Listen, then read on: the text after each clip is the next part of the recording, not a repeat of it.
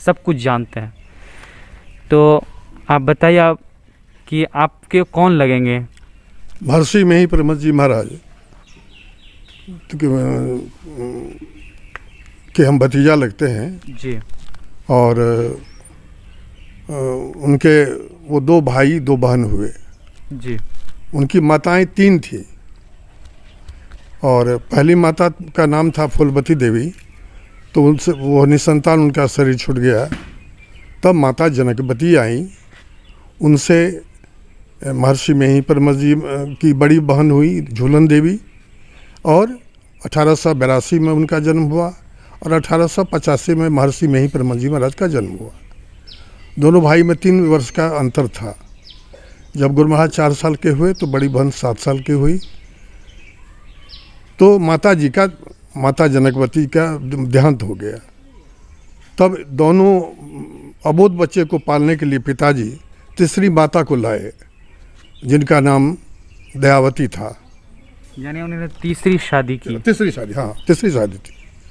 तो उससे 7 संतान हुए जिसमें 5 संतान 3 साल से 12 साल में सभी गुजर गए। क्योंकि उस समय दवाई का इजाद नहीं था, जड़ी बूटी से लोग बचते थे। तो हैजा का प्रकोप बीमारी होता था, उसमें वो लोग कलबित हो गए। जी। तो इसके बाद जो है तब सदगुरु महर्षि में ही परमत जी महाराज की बड़ी बहन की शादी 10 साल में हुई और 6 महीने में वो विधवा हो गई। 10 साल यानी कि बाल विवाह हो गया था। बाल विवाह हुआ। हम चूँकि उस समय छोटे में ही शादी होती थी। जी। ये किस वर्ष की कहानी आप बता दें? ये 85 में तो 82 में तो उनका जन्म हुआ और 10 साल जो है 93 में शादी हुई।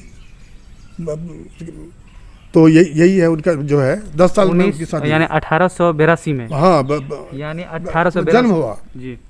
और 10 साल जो है बाद तो उसका जो डेट होगा 10 साल में उनकी शादी हुई और 6 महीने में वो विधवा हो गई।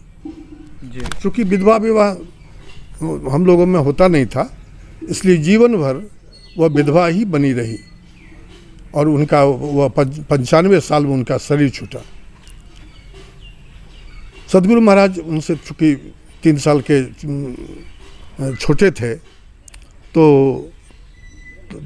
जब तीसरी माता उनकी गुजर गई तो 16 साल में जिला स्कूल में उनका नाम लिखाया गया।